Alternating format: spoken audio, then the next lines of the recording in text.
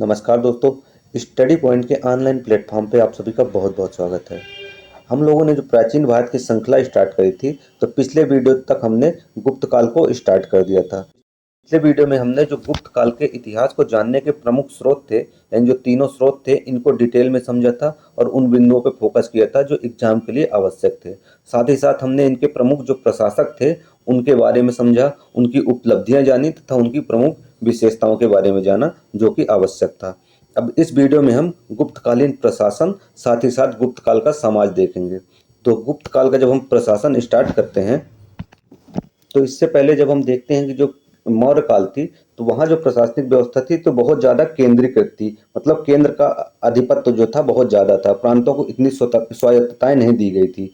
लेकिन जब हम गुप्त काल में देखेंगे कि जो प्रांत थे वो कहीं ना कहीं स्वायत्त थे, फिर नीचे व्यवस्था थी जिले पे, फिर ग्रामीण स्तर पे, तो कहीं ना कहीं व्यवस्था पूर्ण रूप से विकेंद्रीकृत थी। ठीक है, तो सबसे पहला अगर विकेंद्रीकरण का उदाहरण देखने को मिलता है तो गुप्त काल ही था। चलिए अब हम गुप्त काल का प्रशासन स्टार्ट करते हैं।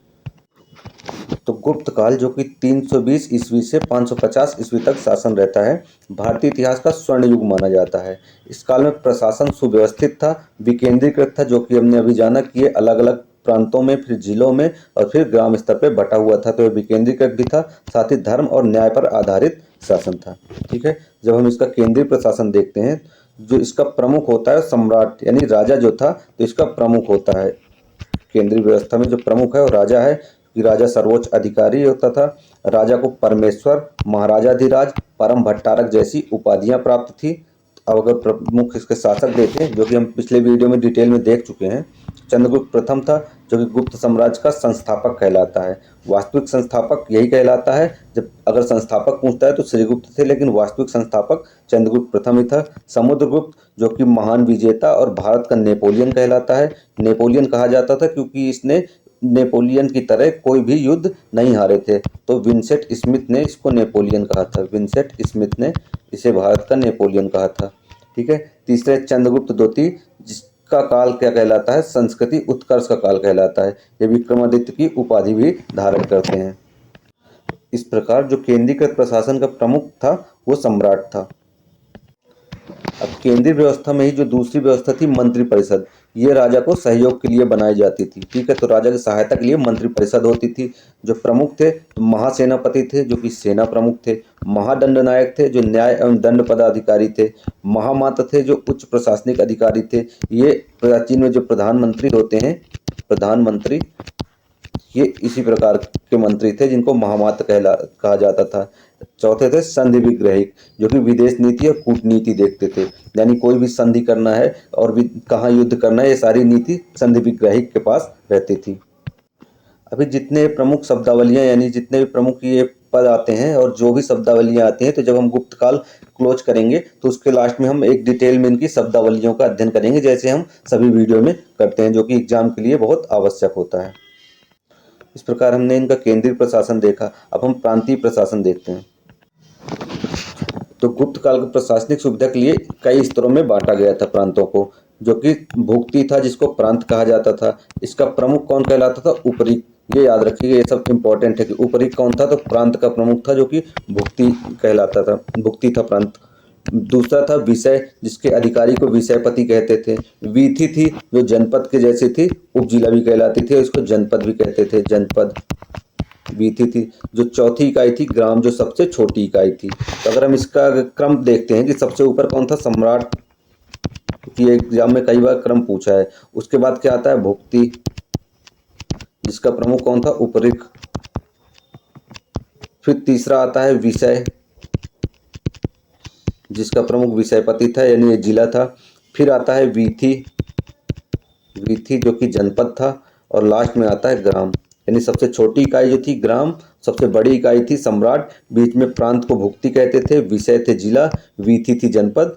ठीक है, तो ये आप याद रखिएगा, यही क्रम याद रखिएगा, ये इंपॉर्टेंट है एग्जाम के लिए। अगला देखते हैं स्थानीय प्रशासन। तो इनका स्थानीय प्रशासन जो था, तो ग्राम का मुखिया ग्रामिक या महत्तर कहलाता था। तो ग्रामिक तो ठीक है, महत्तर याद रखिए कौन था, तो ग्राम का मुखिया होता था। ग्राम सभा होती थी, जो कि स्थानीय विवादों को देखती थी, सिंचाई सुविधा देखती थी, साथ ही कर वसूली को भी ग्राम सभा ही देखती थी। दूसरी जो इकाई थी ग्राम ग्राम प्रशासन की, तो ये नगर नगर प्रशासन थी, जिसमें से नगर सभा होती थी। इसमें व्यापारी, शिल्पी और प्रतिष्ठित नागरिक शामिल होते थे, किसमें, नगर प्रशासन यानी नगर सभा में।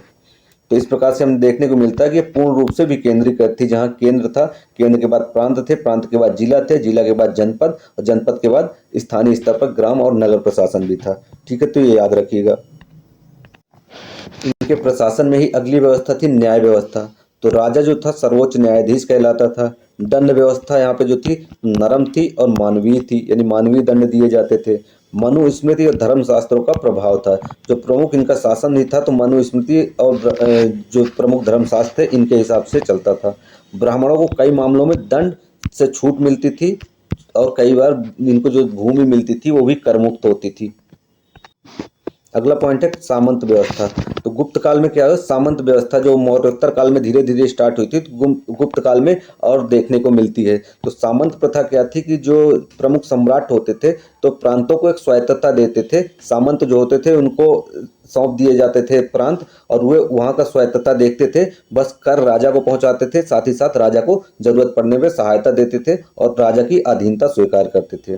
तो सामंत क्या करते थे, कर वसूलते थे, बदले में राजा को सैन्य सहायता देते थे। आगे चल के जब हम इनका पतन देखेंगे तो देखेंगे कि यही सबसे ज़्यादा विवाद स्टार्ट होते हैं, और ये सामंत ही पतन का प्रमुख कारण बनते हैं। तो गुप्त काल का जो हमने प्रशासन देखा, उसकी अगर प्रमुख विशेषताएं देखें तो एक केंद्रीय नियंत्रण था, साथ साथ स्थानीय स्वायत्तता भी थी। धर्म और न्याय पर आधारित शासन था, खासकर मनुस्मृति और जो प्रमुख धर्मशास्त्र थे। अधिकारियों को नगद वेतन के साथ साथ भूमि अनुदान भी दिया जाता। तो ये याद रखिएगा, एग्जाम में कई बार पूछता है स्टेटमेंट में कि क्या सिर्फ नगद वेतन दिया जाता था या सिर्फ भूमि अनुदान दिया जाता था। तो वेतन दोनों हिसाब से दिया जाता था। शांति और स्थिरता का वातावरण था। तो निष्कर्षतः कहा जा सकता है कि गुप्त काल का प्रशासन कुशल, संतुलित और लोक कल्याणकारी था। इसी प्रशासनिक मजबूती के कारण यहाँ शिक्षा का भी विकास हुआ, विज्ञान का विकास हुआ, कला का विकास हुआ, साथ ही साहित्य का अभूतपूर्व विकास संभव हुआ। यही इसलिए इतिहास का स्वर्ण युग इसको कहा जाता है, जो कि मेंस में कई बार पूछता है कि इतिहास का स्वर्ण युग गुप्त काल को क्यों कहा जाता है। तो मुख्य रूप से इनका प्रशासन, और जब आगे समाज देखेंगे तो इसके कारण ही इनको स्वर्ण युग कहा जाता है। अब हम गुप्तकालीन समाज देखते हैं कि गुप्तकालीन समाज कैसा था। तो इनका समाज देखते हैं, जो इनकी सामाजिक व्यवस्था थी वो अपेक्षाकृत स्थिर थी, क्योंकि ये केंद्रीकृत सत्ता आ गई थी। क्योंकि जब मौर्योत्तर काल में देखते हैं कि जब बड़ी सत्ता का पतन हुआ था, उसके बाद कई छोटे छोटे राज्यों का उदय हुआ, साथ ही कुछ आक्रमण भी पश्चिम उत्तर भारत में हुए, विदेशियों के आक्रमण भी हुए, जिस कारण से अस्थिरता का माहौल था, जो कि गुप्त काल में उनसे काफी हद तक स्थिर हो गया था, यानी अपेक्षाकृत स्थिर हो गया था। साथ ही सुव्यवस्थित था, धर्म आधारित था। समाज में वर्ण व्यवस्था, आश्रम प्रणाली, पारिवारिक जीवन, स्त्रियों की स्थिति, शिक्षा और धर्म का गहरा प्रभाव भी दिखाई देता है, जिसको हम एक एक करके भी समझते हैं। तो वर्ण व्यवस्था कैसी थी, गुप्त काल में जो ब्राह्मण थे समाज का सर्वोच्च स्थान था। शिक्षा, धर्म, यज्ञ और सलाहकार की भूमिका यही ब्राह्मण ही निभाते थे। भूमिदान और कर मुक्त सुविधाएं भी इनको प्राप्त होती थी। जो क्षत्रिय थे तो ये शासन और युद्ध से संबंधित वर्ग होता था। जो सामंत भी थे ये भी क्षत्रिय, मुख्य रूप से क्षत्रिय होते थे, और राजा युवराज होते थे ये क्षत्रिय होते थे। तीसरे थे वैश्य, जो कि कृषि, पशुपालन और व्यापार से जुड़े थे। साथ ही अर्थव्यवस्था के प्रमुख आधार यही वैश्य ही थे। अर्थव्यवस्था के आधार थे, अर्थव्यवस्था के आधार कौन थे, वैश्य। अगला देखते हैं कौन से थे, शूद्र। शूद्रों का प्रमुख कार्य था सेवा कार्य, लेकिन शूद्रों की स्थिति पहले की अपेक्षा जो ज़्यादा गिरावट हुई थी मौर्योत्तर काल में, तो उसकी अपेक्षा थोड़ी सी स्थिति बेहतर होती है, और वो कृषि और शिल्प से भी जुड़ने लगते हैं। ठीक है, तो ये हो गई वर्ण व्यवस्था। आगे देखते हैं इनकी हम आश्रम व्यवस्था। तो आश्रम व्यवस्था में यह सबसे पहला आश्रम जो था ब्रह्मचर्य, जिसमें शिक्षा ग्रहण, मोस्टली 0 से 25 साल तक की अवस्था थी। गृहस्थ आश्रम जिसमें विवाह, परिवार और समाज की जिम्मेदारी थी, ये 50 साल तक की अवस्था थी। वानप्रस्थ यानी संसारिक त्याग की जिम्मेदारी तैयारी होती थी वानप्रस्थ में, जो कि 50 साल के बाद होती थी। और संन्यास था, जो पूर्ण त्याग और मोक्ष की साधना के लिए 75 वर्ष के बाद अगर जीवित रहते थे तो 75 वर्ष के बाद संन्यास आश्रम की व्यवस्था थी। ठीक है, इस प्रकार गृहस्थ आश्रम को सबसे महत्वपूर्ण माना जाता था, क्योंकि जो प्रमुख कार्य होता था इसी गृहस्थ आश्रम में ही होता था। इसमें से विवाह, परिवार और समाज की जिम्मेदारी गृहस्थ में होती थी, इसलिए गृहस्थ आश्रम को सबसे महत्वपूर्ण माना जाता था।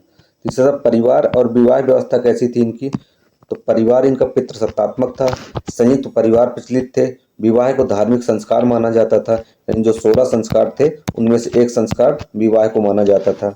विवाह के प्रकार, तो 8 प्रकार के विवाह जो हम वैदिक काल में पढ़ते हैं कि 8 प्रकार के विवाह थे, इसमें से यहाँ 4 प्रमुख रूप से प्रचलित थे, जिसमें ब्रह्म विवाह होता था, दैव विवाह होते थे, आर्ष विवाह होता था और प्रजापत्य विवाह होता था। ठीक है, एक पत्नी प्रथा सामान्य थी, पर उच्च वर्गों में बहुविवाह भी देखने को मिलता था। ये विवाह व्यवस्था हो गई। गुप्तकाल में स्त्रियों की स्थिति कैसी थी, तो इस स्त्रियों को जो स्थिति देखने को मिलती है तो मिश्रित स्थिति देखने को मिलती है, यानी कुछ सकारात्मक पक्ष भी है, कुछ नकारात्मक पक्ष भी है। सकारात्मक पक्षों में हम देखें, स्त्रियों को सम्मान प्राप्त था, शिक्षा प्राप्त करने वाली स्त्रियों के उदाहरण भी यहाँ देखने को मिलते हैं। साथ ही धार्मिक अनुष्ठानों में भी इनकी भागीदारी मिलती है, यानी धार्मिक अनुष्ठान भी करती थी। अगर नकारात्मक पक्षों को देखें कि कौन कौन से नकारात्मक पक्ष थे, तो बाल विवाह का प्रचलन हो गया था। यहाँ पे सती प्रथा के प्रारंभिक प्रमाण मिलते हैं, ये बहुत इंपॉर्टेंट है। जो एरड़ अभिलेख था, एरड़ अभिलेख भानुगुप्त का एरड़ अभिलेख, यहीं से सती प्रथा के सबसे पहले प्रमाण मिलते हैं। तो ये याद रखिएगा, सबसे पहला अगर प्रमाण कोई इतिहास में मिलता है सती प्रथा का, तो एरड़ अभिलेख ही था, जो कि भानुगुप्त का था। ठीक है, विधवाओं की स्थिति यहाँ पे कमजोर हो जाती है, यानी कुल मिलाकर स्त्रियों की स्थिति मिश्रित थी। कुछ जगह सम्मान भी था, लेकिन कई जगह बंधन भी थे। ठीक है, अगर शिक्षा व्यवस्था देखें तो शिक्षा का जो प्रमुख यहाँ उद्देश्य था, तो धार्मिक शिक्षा देना, साथ ही साथ व्यवहारिक ज्ञान देना भी शिक्षा का प्रमुख उद्देश्य था। जो प्रमुख विषय थे तो वेद थे, वेदों का ही प्रमुख अध्ययन होता था, वेदों का। साथ ही व्याकरण, गणित, ज्योतिष, आयुर्वेद की शिक्षा भी दी जाती थी।